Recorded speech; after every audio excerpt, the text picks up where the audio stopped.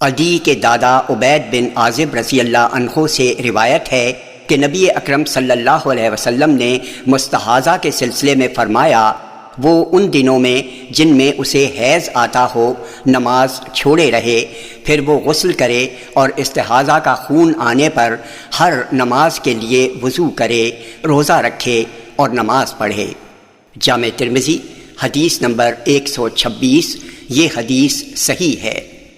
اس سند سے بھی شریک نے اسی مفہوم کے ساتھ اسی طرح کی حدیث بیان کی ہے۔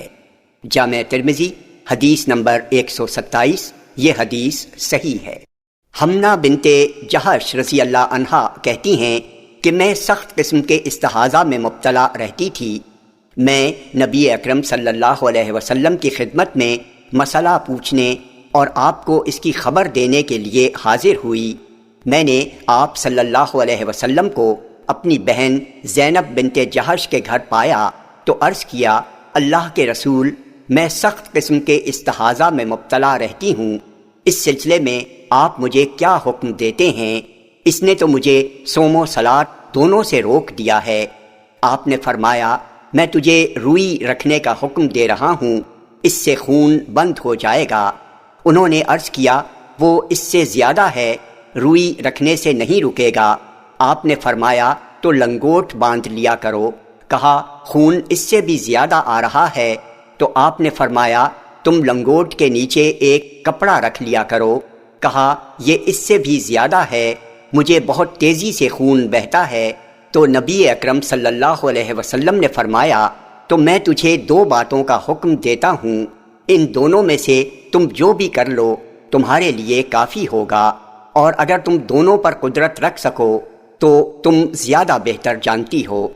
آپ نے فرمایا، یہ تو صرف شیطان کی چوٹ یعنی مار ہے، تو 6 یا 7 دن جو اللہ کے علم میں ہیں انہیں تو حیض کے شمار کر، پھر غسل کر لے، اور جب تو سمجھ لے کہ تو پاک و صاف ہو گئی ہو تو 24 یا 23 دن نماز پڑھ اور روزے رکھ، یہ تمہارے لیے کافی ہے، اور اسی طرح کرتی رہو جیسا کہ حیض والی عورتیں کرتی ہیں۔ حیض کے اوقات میں حائضہ اور پاکی کے وقتوں میں پاک رہتی ہیں، اور اگر تم اس بات پر قادر ہو کہ ظہر کو کچھ دیر سے پڑھو اور عصر کو قدرے جلدی پڑھ لو تو غسل کر کے پاک صاف ہو جاؤ اور ظہر اور عصر کو ایک ساتھ پڑھ لیا کرو، پھر مغرب کو ذرا دیر کر کے اور عشاء کو کچھ پہلے کر کے پھر غسل کر کے یہ دونوں نمازیں ایک ساتھ پڑھ لے تو ایسا کر لیا کرو، اور صبح کے لیے الگ غسل کر کے فجر پڑھو، اگر تم قادر ہو تو اس طرح کرو اور روزے رکھو۔ پھر رسول اللہ صلی اللہ علیہ وسلم نے فرمایا، ان دونوں باتوں میں سے یہ دوسری صورت مجھے زیادہ پسند ہے۔ جامع ترمذی حدیث نمبر 128۔ یہ حدیث حسن ہے۔ ام المومنین عائشہ رضی اللہ عنہا کہتی ہیں کہ ام حبیبہ بنت جہش نے رسول اللہ صلی اللہ علیہ وسلم سے مسئلہ پوچھا اور کہا کہ مجھے استحاضہ کا خون آتا ہے اور میں پاک نہیں رہ پاتی ہوں، تو کیا میں نماز چھوڑ دوں؟ آپ نے فرمایا، نہیں، یہ تو محض ایک رگ ہے، لہٰذا تم غسل کرو پھر نماز پڑھو۔ تو وہ ہر نماز کے لیے غسل کرتی تھیں۔ جامع ترمذی حدیث نمبر 129۔ یہ حدیث صحیح ہے۔ معاذہ کہتی ہیں کہ ایک عورت نے عائشہ رضی اللہ عنہا سے پوچھا، کیا ہم حیض کے دنوں والی نماز کی قضا کیا کریں؟ تو انہوں نے کہا، کیا تو حروریہ ہے؟ ہم میں سے ایک کو حیض آتا تھا تو اسے قضا کا حکم نہیں دیا جاتا تھا۔ جامع ترمذی حدیث نمبر 130۔ یہ حدیث صحیح ہے۔ عبداللہ بن سعد رضی اللہ عنہ کہتے ہیں کہ میں نے نبی اکرم صلی اللہ علیہ وسلم سے حائضہ کے ساتھ کھانے کے بارے میں پوچھا تو آپ نے فرمایا، اس کے ساتھ کھاؤ۔ جامع ترمذی حدیث نمبر 133۔ یہ حدیث صحیح ہے۔